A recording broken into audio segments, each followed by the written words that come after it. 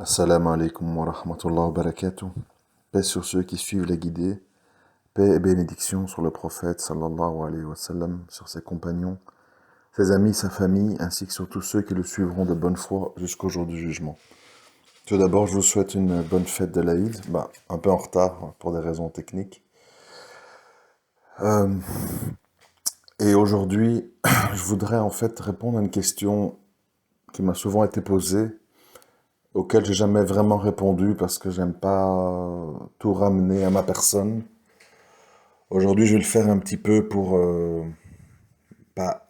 C'est pas une question d'assouvir la curiosité, mais c'est une question de m'expliquer. Donc, certaines personnes m'ont demandé en fait euh, comment je fonctionne et comment j'en suis arrivé à penser comme je pense, etc. Alors, pour moi, tout part d'une analyse de base qui est la suivante. Plus j'évolue dans la vie, plus en fait je constate que la majorité des gens ont tort sur plein de sujets et que parmi les gens intelligents, intéressants, cultivés, peu de gens sont vraiment intelligents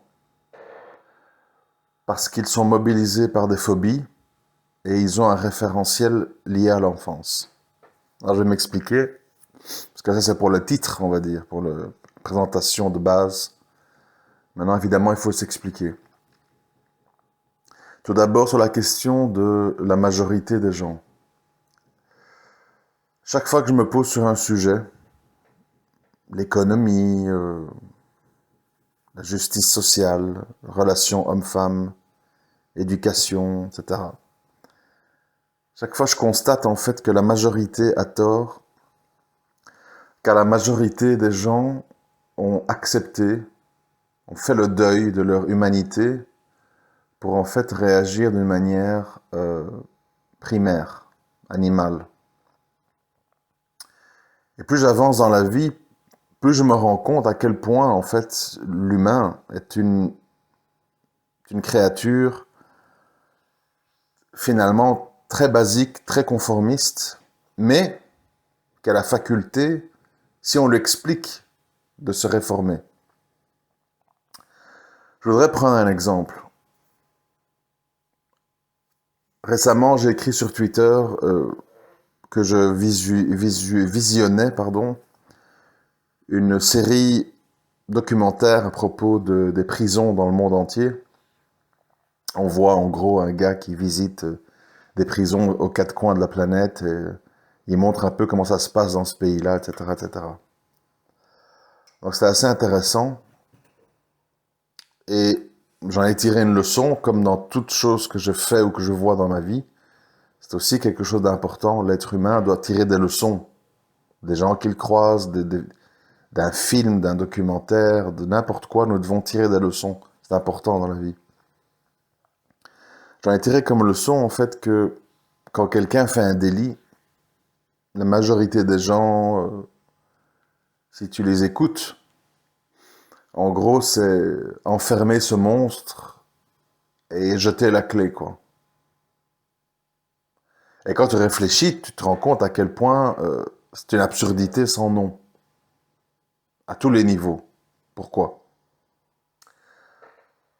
Parce que soit tu penses que quelqu'un a commis un acte gravissime, impardonnable, irrécupérable, et alors tu l'appliques la peine de mort, selon moi. Soit tu te refuses à cette idée-là pour plein de raisons, ou pour des délits moins graves. Et alors se pose une question simple. Cet être humain que j'ai devant moi, qui depuis son enfance braque, tue, vole, etc., la drogue et compagnie, j'en fais quoi? Qu'est-ce que j'en fais? Est-ce que je le tiens enfermé comme un animal, je le maltraite, je le tabasse, je l'humilie, je le rabaisse? Pour en faire quoi quand il sortira? Parce qu'il sortira dans 10 ans, dans 15 ans. Il sortira et quel genre d'élément il sera pour la société? Un homme cassé, agressif, vengeur, inadapté, rebelle à toute autorité, etc., etc. Qu'est-ce qu'on va en faire? Et c'est ce qu'on fait en ce moment, hein. Faut le savoir, c'est ce qu'on fait en ce moment dans, dans les pays des droits de l'homme. Concrètement, on relâche des gens dangereux. Dangereux peut-être en partie pour eux-mêmes, mais surtout dangereux pour les autres. On relâche des toxicomanes, on relâche des pédophiles, on relâche des braqueurs violents qui n'ont pas tiré de leçons de ce qu'ils ont fait, autre que j'aurais pas dû me faire attraper, la prochaine fois je mets une cagoule, je mets mieux la casquette, comme ça la caméra de surveillance ne me reconnaît pas, etc. Donc on relâche des gens comme ça, par centaines, par centaines. Même, osons le dire, entre, je pense, 2020 et 2024, plus ou moins, la plupart des gens qu'on a dit terroristes, irrécupérables, monstres, etc., seront relâchés. Ils seront relâchés pour faire quoi? Moi, c'est la question que je me pose. Relâchés pour faire quoi? Ils auront un casier judiciaire. Ils se sont certainement endurcis dans leurs convictions. Peut-être leur apparence est toujours aussi choquante pour la masse, etc. Donc quel est le but en fait? Pourtant, je ne vais pas m'égarer dans les sujets, sinon on en a pour 2 heures. Pourtant, la masse des gens, quand on parle de pédophiles, quand on parle d'islamistes, etc., ils disent enfermez-les, qu'on n'en entende plus parler, bon débarras, ne libérez jamais du trou, etc. Donc en fait, la masse des gens, c'est ce qu'on comprend quand on s'intéresse à la prison, ne sont pas du tout dans l'optique, ne réalisent pas que cette personne va un jour sortir et que cette personne va vivre au milieu d'eux, dans les magasins, sur la route, là où on habite. Ces gens, on va les côtoyer. Et c'est pour ça que certains pays, un petit peu comme la Norvège, je crois dans les documentaires, le Costa Rica, etc., ont compris que la punition du détenu, de la personne qui a été condamnée, c'est la privation de liberté, afin qu'elle ne puisse pas nuire aux personnes et qu'elle soit donc mise à l'écart de la société. C'est ça la punition, et uniquement ça. Pour le reste, dans la prison, il faut donc penser comment est-ce qu'on va procéder pour que cette personne évolue en bien, qu'elle soit plus humaine, qu'elle regrette ses actes, qu'elle ait envie de se réinsérer et d'être donc utile et fréquentable. D'où le choix de prison qu'ils ont fait, qui n'est pas basé sur la répression, l'humiliation, mais sur la formation, le travail, comment je vais dire, une certaine fraternité, etc.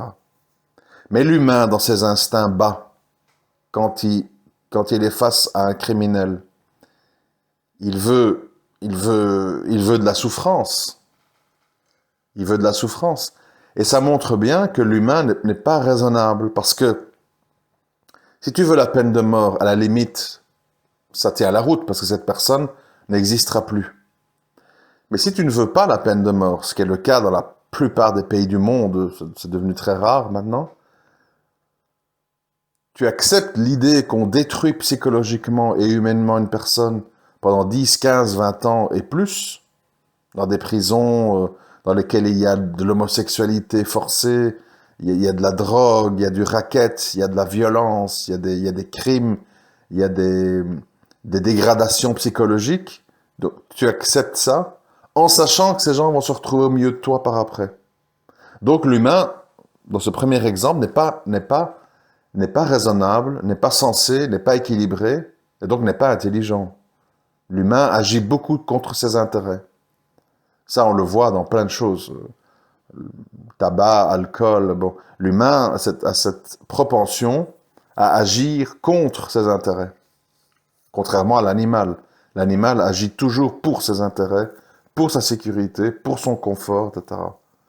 Donc l'humain est pas du tout fiable et une bonne source d'inspiration quand il n'est pas régi par toute une série d'encadrements.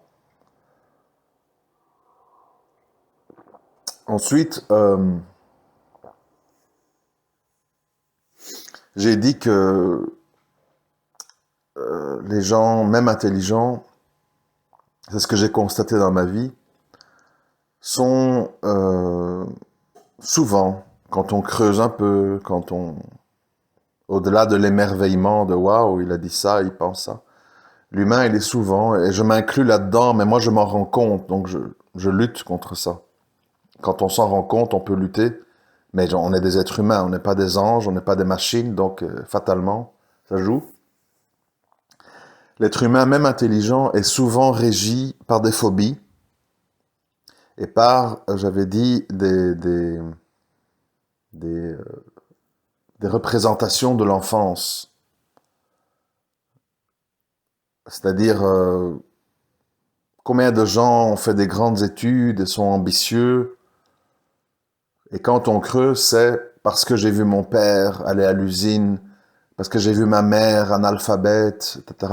Vous voyez, donc des gens qui réagissent en conséquence d'eux, et pas des réactions neutres. L'humain, il est rarement neutre. Même chose si on parle de religion. L'autre jour, je réfléchissais, bon, je sais que ça fait pas plaisir à entendre, mais voilà, moi j'aime bien dire les choses. Hein. Je réfléchissais un peu à mon parcours, aux gens que j'ai croisés, etc. J'ai réalisé en fait que une majorité des musulmans que j'ai croisés, convertis, on va dire, qui sont venus à l'islam, qui ne sont pas nés là-dedans, souvent, ben, la plupart du temps des occidentaux, euh, j'ai souvent remarqué en fait qu'il y a une majorité d'entre eux étaient quelque part désaxés dans le sens avec des problèmes psychologiques, avec des problèmes mentaux. Alors évidemment, les mauvaises langues vont dire, bah oui, les religions c'est pour les cons, donc c'est normal que les fous, et les marginaux, les gens qui font pas leur place vont vers ça, etc. Je crois pas que c'est aussi simple que ça. C'est plus compliqué, de nouveau. Je pense que cette société dans laquelle on vit, qui est une société avec des qualités et des défauts, mais qui est très paradoxale sur beaucoup de points, on va pas faire la liste ici. Si vous écoutez les audios, vous savez bien de quoi je parle en général. Cette société met beaucoup de gens sur le côté. Les trop jeunes, les trop vieux, les trop ceci, les trop cela, bon. Et ces gens-là, en fait, à cause de cette exclusion, à cause de ce système qui, même s'il est soi-disant basé sur la liberté, est en fait un système très dictatorial. Il y a la dictature de l'âge, la dictature de la beauté, la dictature du conformisme, enfin, du politiquement correct. Il y a beaucoup de dictatures. Dès qu'on est différent, eh bien, on est mis de côté. Gentiment, poliment, mais mis de côté. Évidemment, bon, l'humain qui est mis de côté développe, comme je l'ai dit, des psychoses, développe des phobies. Et ça pousse évidemment un être humain à chercher des alternatives. Qui l'islam, qui une secte, qui, je ne sais pas, l'association des tatoués, de machin. Donc les gens, en fait, se retrouvent entre marginaux, dans des mouvements marginaux. Et c'est là, en fait, si on veut quand même faire une petite parenthèse religieuse, c'est là, en fait, que s'installe un espèce de malentendu. C'est qu'on a d'un côté, et ça va vous aider à comprendre tout ce qui se passe, en fait. On a d'un côté des musulmans de naissance, dont les parents sont venus en Europe pour fuir la misère et pour trouver un travail, etc., qui sont des musulmans équilibrés, en général, ne sont pas désaxés, violents, etc. Mais qui sont dans une logique d'un islam mondialisé et conformiste, c'est-à-dire on doit rentrer en politique, ce système est respectable, les banques ne sont pas nos ennemis, nous devons aussi, comme les autres, acheter des maisons, il faut juste que ça soit avec un peu une assurance que c'est islamiquement acceptable. Donc en fait, des musulmans équilibrés parce qu'en face dans le système, dans la matrice si vous voulez. Puis d'un autre côté, nous avons souvent les convertis qui eux sont des marginaux. Donc ils ont fait une scission avec leur famille, ils ont fait une scission avec la société, et ils vont à contre-courant de leurs frères, de leurs sœurs, de leur famille. Et donc ça crée un islam plus, évidemment un islam plus rebelle, plus, comment je vais dire, anarchiste. D'où le malentendu qu'il y a entre beaucoup de maghrébins musulmans et de convertis. C'est parce qu'à la base, en fait, il y a comment on appelle, une centrale d'action qui s'alimente de choses différentes. Et avec le temps, évidemment, ça s'accentue. D'où vous avez beaucoup de maghrébins qui disent « c'est quoi tous ces fous, ces convertis qui veulent en rajouter qu'est-ce qu'ils ont à se faire remarquer à mon avis, ça doit être des espions ou des juifs cachés qui veulent attirer l'attention sur nous. » Vous voyez, j'ai souvent entendu ça de la part de populations musulmanes de souche envers les convertis. Et les convertis, inversement, c'est quoi tous ces hypocrites? Ils parlent l'arabe, ils appliquent même pas le Coran, ils y prennent leur religion pour un jeu, les traîtres sont pires que les mécréants, etc. Donc en fait, une réaction de dureté et de dégoût parce que le converti qui a fait cette démarche de scission et de lutte contre toutes les forces qui s'agglutinaient sur lui, voit en fait des gens qui veulent faire rentrer l'islam dans ce qu'on appelle la modernité. Donc, je vous dissèque tout ça parce que je veux vous faire comprendre à quel point dans chaque domaine, les jugements hâtifs, les raccourcis et les pensées, comment j'appelle, animalesques, amènent l'homme à des impasses. Elle amène l'homme sans arrêt à des impasses. Vous voyez? Parce que c'est pas tout d'être intelligent, c'est pas tout d'être cultivé. Il faut aussi toujours avoir une perspective large dans laquelle on sort de sa carapace personnelle. Vous voyez? On est souvent imprégné de ce qu'on a vécu enfant, de nos traumatismes, de notre mère, de notre père, de notre famille. Et on n'arrive pas, en fait, à un moment donné, à s'extraire en tant qu'être humain et de visualiser tout ça sur un pied d'égalité. Voilà les Arabes, voilà les convertis, voilà les chrétiens, voilà le système judiciaire, voilà les relations hommes-femmes, etc. C'est comme les relations hommes-femmes, j'en parle souvent, et on se plaint, je pense, en Belgique, en tout cas en France, un peu moins, mais c'est à peu près les mêmes chiffres. Voilà, on se plaint que un mariage sur deux, plus ou moins, se termine en divorce. Et encore, on parle des gens mariés, donc les gens qui vivent en, comment on appelle, en concubinage, sont aussi concernés, mais ne rentrent pas dans les statistiques, puisqu'on ne sait pas qu'ils sont ensemble. Et en fait, voilà, les gens sont là, salaud, sale garce, elle m'a trompé, il m'a trompé, la garde des enfants, les avocats. Donc en fait, les gens subissent. Mais est-ce que vous voyez beaucoup de gens autour de vous qui réfléchissent à ce qui fait qu'on en arrive à ces résultats catastrophiques? Regardez autour de vous, les gens, musulmans ou non, est-ce qu'ils sont dans une réflexion par rapport à leur mode de vie pour se demander qu'est-ce qui fait que ça ne va pas? Les gens, en fait, s'engorgent tous, se jettent tous dans le même mode de vie, pour les mêmes conséquences et ne réfléchissent pas. Ne réfléchissent pas. Dans le meilleur des cas, ils disent, ouais, notre couple a besoin de changer les idées, on va partir en vacances, voilà. Puis quand ils reviennent, au bout de 2, 3 semaines, ça recommence, la routine, les factures, les malentendus, la famille, la belle-mère, etc., etc.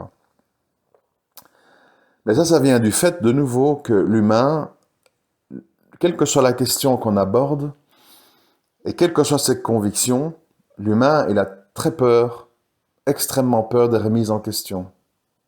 Moi, je remarque ça ne fût-ce que chez les musulmans. Le, le- c'est frappant pour moi. C'est même interpellant parce que, de nouveau, étant converti, je suis dans une logique de scission. Et donc, évidemment, je ne comprends pas. Rappelez-vous mon dernier audio, quand je vois qu'un imam passe 1 heure de son temps, alors que le monde est complètement, comment je veux dire, euh, à volo, c'est-à-dire part dans tous les sens. Le Covid, les masques, le truc, la crise économique, l'or qui explose, des monnaies qui sont occupées à être démolies, des guerres, enfin des trucs terribles, quoi. Les Ouïghours, enfin ça n'arrête pas. Et puis vous avez un musulman, donc quelqu'un qui se dit, enfin un musulman en plus instruit, c'est-à-dire quelqu'un qui connaît le Coran, qui parle l'arabe, qui a manifestement fait des études, et tu vois un musulman qui s'expose pendant 1 heure pour, avec comme leitmotiv, comment les musulmans vont devenir propriétaires d'une maison en terre où ils sont minoritaires, et donc on le voit bien, pour un oui ou pour un non, on ferme des mosquées, on enlève des autorisations, on change les lois, enfin bref, voilà.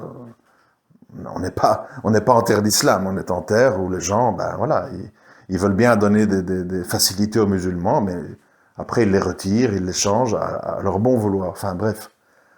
Donc tout ça en pleine crise économique, avec les gens au chômage, divorcés, les familles monoparentales, enfin plein d'histoires tragiques. Et en fait, on est là avec le sourire. Oui, donc c'est pas du riba déguisé. Les musulmans voudraient devenir propriétaires. Vous voyez, c'est sidérant. Pour quelqu'un comme moi, c'est sidérant. C'est sidérant. Mais je ne vois pas que chez beaucoup de musulmans, c'est le cas. Pour tout le monde, ben vous savez, moi j'ai un peu l'impression, je vais vous donner un exemple un peu extrême, mais j'ai un peu l'impression que si demain, c'est un peu comme si demain on vous dit un météorite se dirige vers la Terre, il nous reste 36 jours à vivre, et puis qu'on aurait les gens, oui, mais, enfin, vous voyez, qui seraient dans des débats comme ça, oui, mais il y a 1300 ans, telle secte, machin, enfin, j'ai l'impression en fait qu'il y a des gens, ils sont enfermés dans une... c'est peut-être ça, ma logique à moi, quand on me dit comment tu fonctionnes, comment t'en es arrivé là.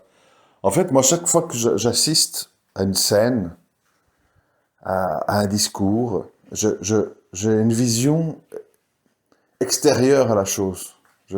J'essaye de voir ça dans la perspective du monde.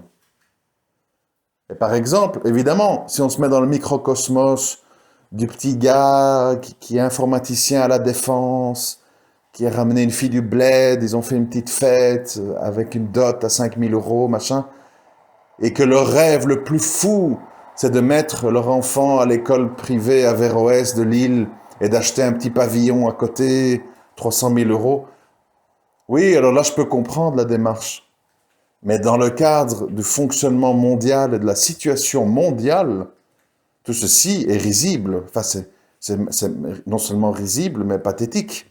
C'est comme une espèce de décadence, quoi. Je vous dis, c'est comme si je commencerais à apprendre à jouer au billard alors que ce météorite va... Vous voyez, ça n'a pas de sens. Et donc, je reviens un petit peu au centre du discours.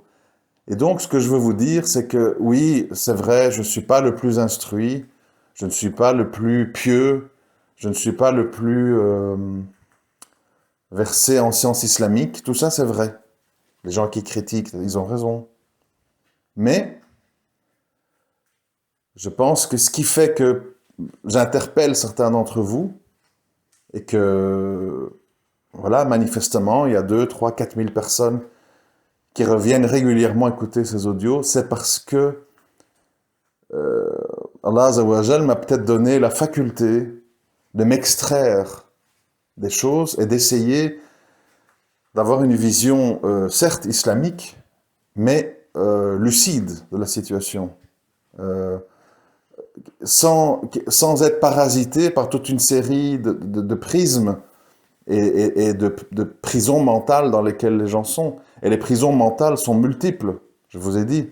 Il y a les traumas de l'enfance, il y a les fréquentations, il y a le cursus scolaire, il y a les lectures. Vous savez, il y a des gens, je crois que vous vous rendez pas compte, vraiment. Il y a des gens, et quand je dis des gens, c'est la plupart des gens. Ils sont, j'ai fait un audio là-dessus il y a très longtemps, qui s'appelait le monocentrisme. Énormément de gens sont monocentriques.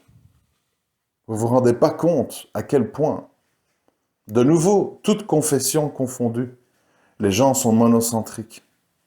Il y a des gens toute la journée, ils parlent de yoga, d'huile essentielle, de voyages, de stages spirituels. Tout le temps, ils parlent que de ça.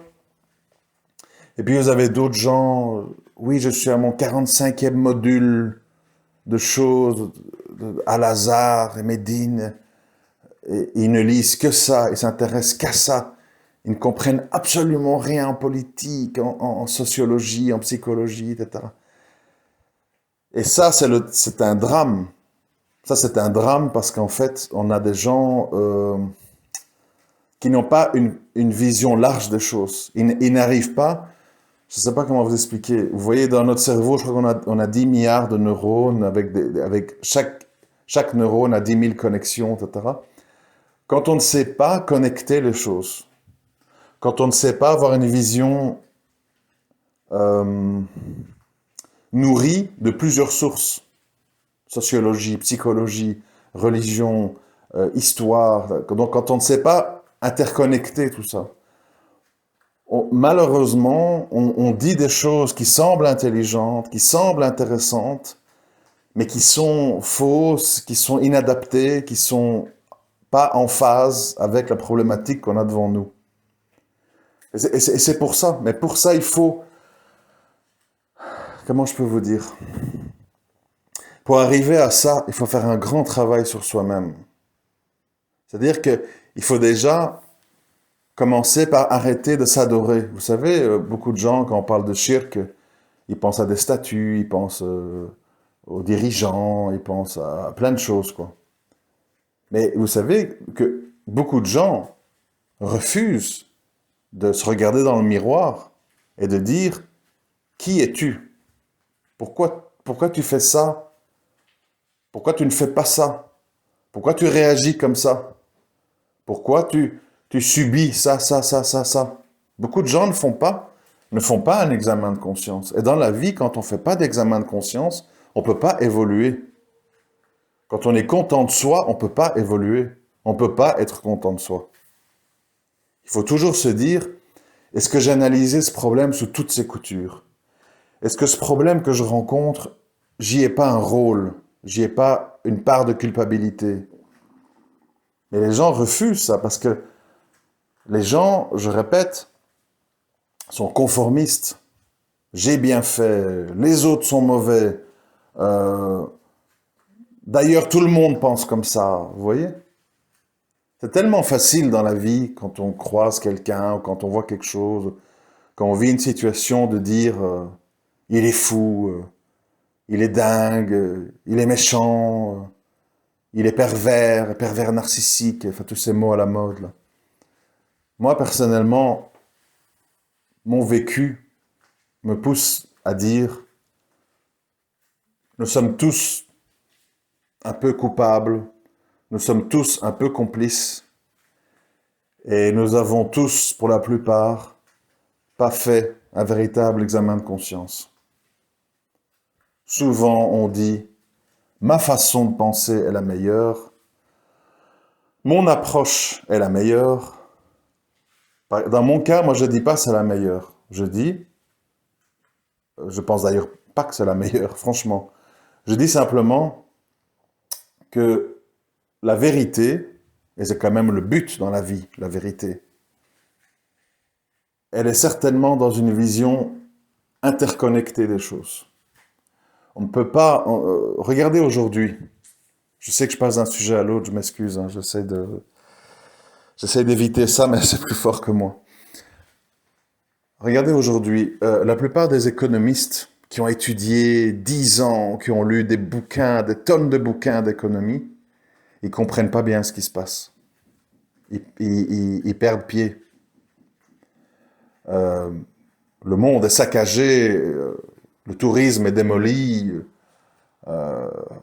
coronavirus, machin, etc. Vous avez des actions, des sociétés qui battent des records. Amazon, Apple, et certains indices boursiers qui montent, qui montent, qui montent. Et puis, dans le même temps, le dollar qui dévalue, l'euro qui monte, l'or qui bat des records. Les gens ne comprennent plus très bien ce qui se passe. Je parle de gens compétents, hein, je parle pas du café du coin. Hein. Les gens ne comprennent pas bien ce qui se passe. Parce que ils n'ont pas compris à la base. Enfin, c'est pas qu'ils n'ont pas compris, ils ont cru que le marché et l'économie est régi par des règles. Le problème, c'est que ces règles ne sont pas des règles empiriques, c'est des règles qu'on peut déformer parce que tout simplement, les gens qui tirent les ficelles peuvent changer les règles au cours du jeu. C'est un peu comme si vous apprenez à jouer aux échecs et que on joue ensemble et que pendant le jeu, je dis la tour, maintenant, au lieu de pouvoir se déplacer horizontalement et verticalement, elle peut aussi se déplacer en diagonale. Vous êtes désorienté, c'est fini. Vous avez beau savoir jouer aux échecs, comme j'ai changé les règles en cours de jeu, eh bien, toutes vos compétences et toute votre expérience est réduite à néant. Et aujourd'hui, dans tous les domaines, on est dans un monde comme ça. Un monde, en fait, où il faut être hyper flexible, hyper adaptatif, hyper attentif, hyper méfiant de tout. Méfiant de tout. Même envers les gens qui voient des conspirations dans tout. Parce que vous savez, c'est aussi, je m'excuse, mais je dois vous le dire, c'est aussi une facilité en fait de dire ces gens surpuissants qui contrôlent absolument tout, fixent les règles de tout. C'est comme s'il n'y a pas de variable inconnue dans l'équation. Alors que tout le monde le sait, nous ne sommes que des petites créatures. Moi, mon expérience me laisse aussi penser que beaucoup de gens font semblant qu'ils contrôlent beaucoup de choses, mais c'est pas le cas. Sinon, il y aurait jamais d'imprévu, il y aurait jamais d'accident, il y aurait jamais de... Enfin, vous voyez ce que je veux dire? Et donc, évidemment, c'est une facilité d'un moment donné dire, comme je l'ai déjà dit quand on me parle de complot, tout est complot ou rien n'est complot. Non. De nouveau, la vérité, elle est au milieu. Parfois, c'est ce que je pense qui arrive en ce moment, par exemple, certains événements peuvent être récupérés en cours de route au profit de certains. Mais ça ne veut pas dire qu'ils contrôlent tous les tenants et aboutissants du début à la fin. Mais de nouveau, rappelez-vous, je vous ai dit, l'humain est une créature qui veut des réponses faciles, qui veut des choses tranchantes, et ne veut pas, en général, avancer sur la base d'inconnus ou de choses qui ne sont pas faciles à mettre en place. D'où le fait que les gens disent, vous le voyez bien, hein, un bon économiste, ça fait un master en économie. Un bon musulman, ça étudie les sciences islamiques. Un bon pilote, c'est un gars qui, je sais pas moi, a 10 ans d'expérience, etc. Donc en fait, on veut ce qu'on appelle, on veut des cursus. Et souvent, les gens vous disent, c'est un exemple qui revient souvent, si tu dois te faire opérer, tu vas pas accepter que ce soit pas un chirurgien qui a étudié 10 ans qui t'opère. En oubliant, vous comprenez tout. Ça paraît juste à la base, vous voyez, ça paraît juste.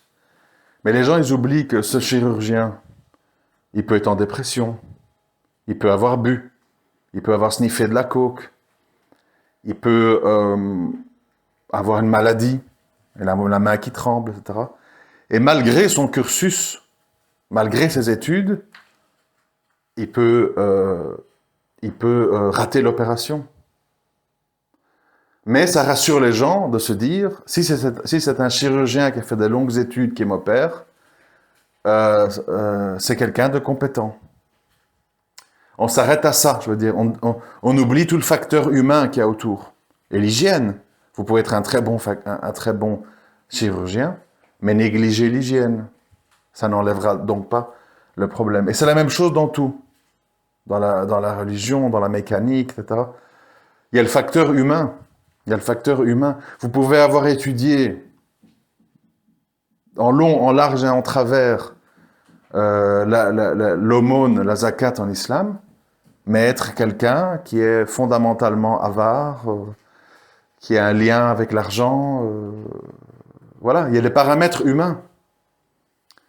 Et ça va influencer vos jugements, vos réactions, vos commentaires. Mais tout ce que je dis là, c'est compliqué, vous comprenez? Parce que on se dit, oui, mais alors quoi? On fait confiance à qui? On fait comment? Ça met l'humain dans l'instabilité. L'humain n'aime pas l'instabilité dans tout. Quand l'humain s'implique sentimentalement avec un homme ou une femme, est-ce que tu m'aimes? Est-ce que tu me tromperas un jour? Si tu me quittes, vous voyez? L'humain, il a peur de l'insécurité. Parce qu'il oublie que tout ce cinéma dans lequel on est, même si nous voulons que tout soit éternel et que rien ne change et qu'on ne soit pas bousculé, etc., ben, il se terminera dans la vieillesse, la maladie, un accident, la mort. Il se terminera d'une manière qu'on n'a pas envie. En tout cas, d'un point de vue, comment je vais dire, non spirituel, l'après-vie, etc. On oublie ça. Donc, on essaye de...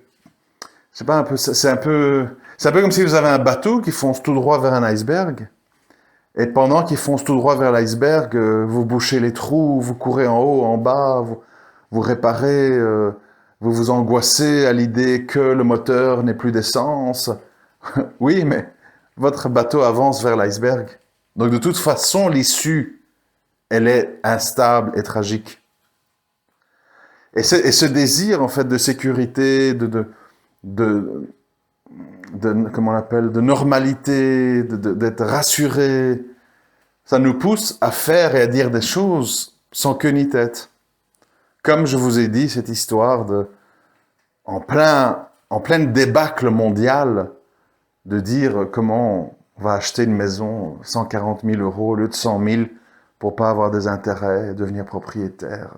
Alors que d'autres gens s'occupaient à dire, il faut partir, il faut faire la hijra, il faut partir à la campagne. T'as d'autres gens qui te disent, non, il faut acheter des pavillons en ville, vite, avec des dettes de 20-30 ans. Enfin, voilà, ça vous aide à comprendre, en fait, tout le mécanisme. C'est que il faut avoir une vision. Si tu es au fond du bateau et que tu ne vois que la fuite, le gars qui te dit, ouais, mais attends, on fonce vers un iceberg de toute façon. Tu dis, ouais, tais-toi, ça va, on te connaît, toi, t'aimes bien les drames, laisse-moi avec ma fuite ici. Vous comprenez? Les gens ne se comprennent pas et se méprisent les uns les autres parce qu'ils n'ont pas une vision globale des choses. C'est comme je vous ai dit avec les prisonniers. Si on comprenait qu'à un moment donné, si on ne change rien, on se retrouve avec à gauche un violeur, à droite un pédophile, en haut un alcoolo violent, etc. Si les gens réalisaient ça, ils voudraient qu'on change le système répressif. Mais les gens ne comprennent pas ça. Ils mettent la tête dans le sable.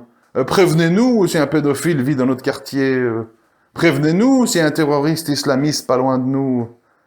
Ah, on va faire quoi? On va te dire, t'es entouré de 200 personnes dangereuses? Toi, tu dors plus la nuit? Ben non. Alors les gens font semblant que tout va bien. On paye des impôts, on paye les prisons, on paye les gardiens.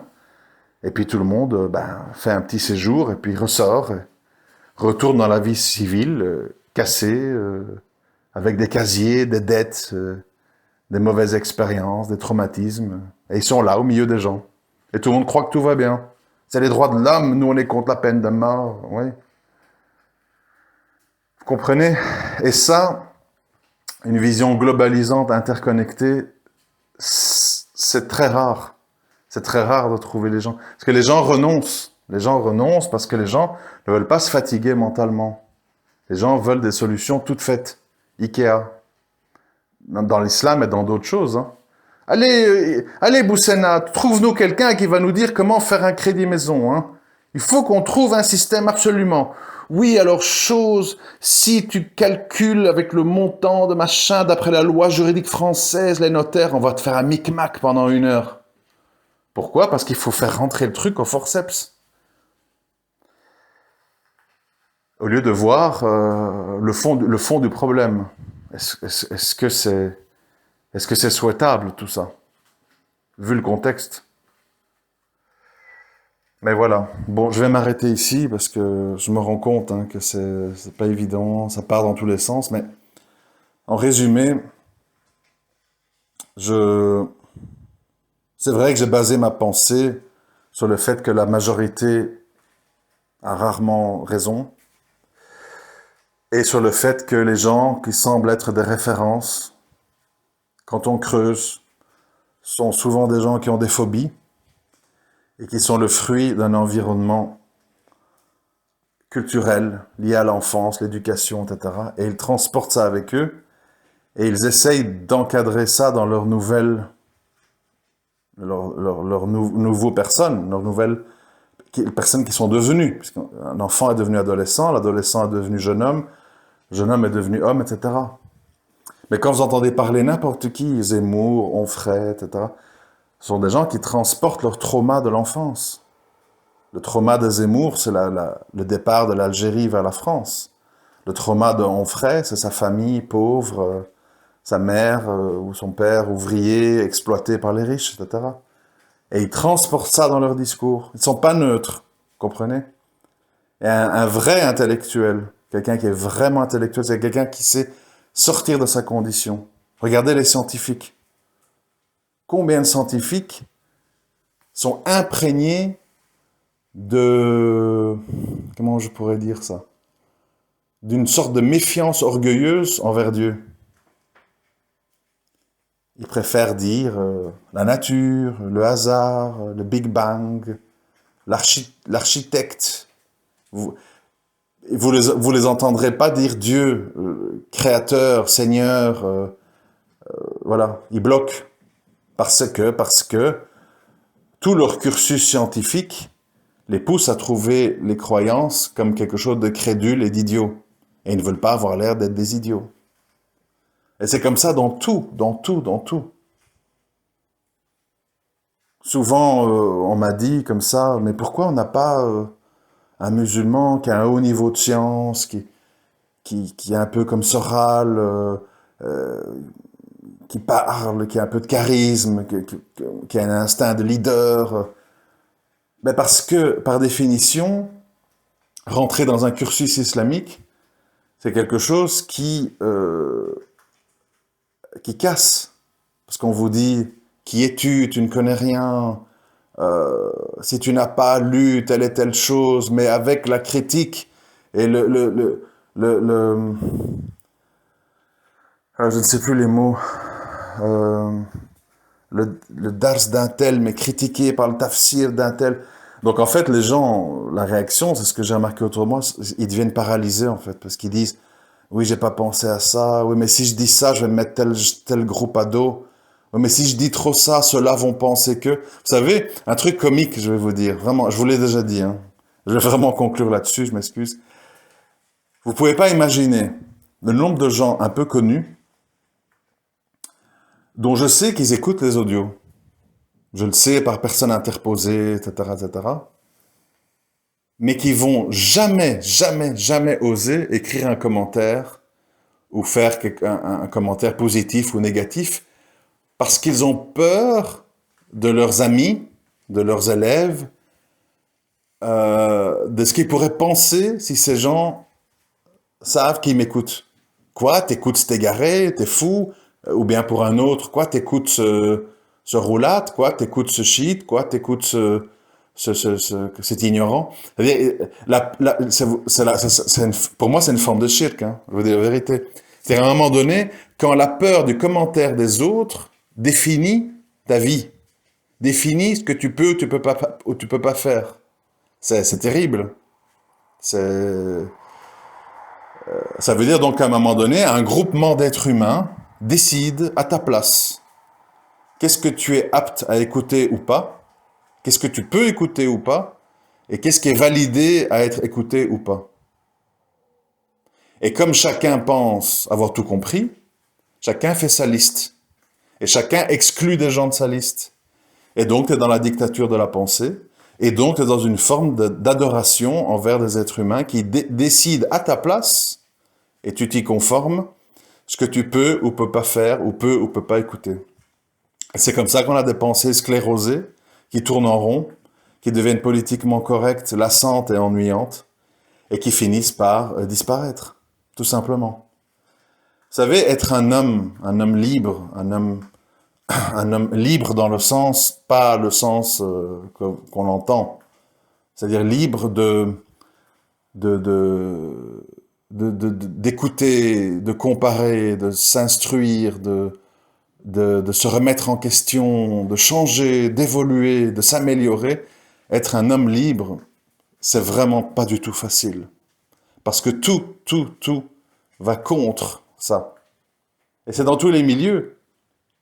Ne croyez pas qu'il y a des milieux qui sont moins touchés que d'autres. Quand vous êtes entouré de gens conspirationnistes, vous ne pouvez pas émettre un avis un peu neutre. Vous serez automatiquement attaqué, ignorant, t'es manipulé, tu es l'objet, une marionnette de BFM. Bon. Et de l'autre côté, si vous dites une petite chose, j'ai dit, par exemple, je donne un exemple vrai. J'ai dit récemment, c'est bizarre, en fait, cet acharnement avec le masque. Le masque, tout le monde en parle. Je vois des pubs à la télévision américaine. Le masque, c'est la fraternité. Le masque, c'est la solidarité. Je dis, qu'est-ce qui se passe avec le masque?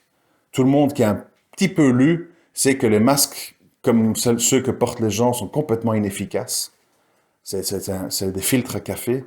Que les seuls masques qui sont efficaces, c'est les FFP2 qui coûtent plus ou moins 60-70 euros et que la plupart des gens n'ont pas. Donc en fait, on insiste sur un truc qui n'est pas efficace. J'ai dit, il doit y avoir une espèce une raison un peu occulte à cette histoire du masque, puisque tout le monde réalise que les gens mettent un bout de torchon sur leur bouche qui filtre rien du tout. C'est une mascarade, quoi. Ah, tu es un conspirationniste. Bon, vous voyez? Donc en fait, tu es attaqué de toutes parts. Et c'est ça être un homme libre, c'est avoir tout le monde contre soi. Parce que les gens se regroupent en groupements dans lesquels ils sont réconfortés dans leur vision des choses, simplificatrice. C'est ça l'histoire. Et donc, le conseil que je peux donner aux plus courageux d'entre vous, devenez des hommes libres, devenez des musulmans instruits, mais sachez qu'il y aura un prix à payer. Parce que vous serez sans doute mis à l'écart de la plupart des groupes, mais c'est le prix à payer. Voilà, je vous remercie de m'avoir écouté. À très bientôt, Inch'Allah. Assalamu alaikum wa rahmatullahi wa barakatuh.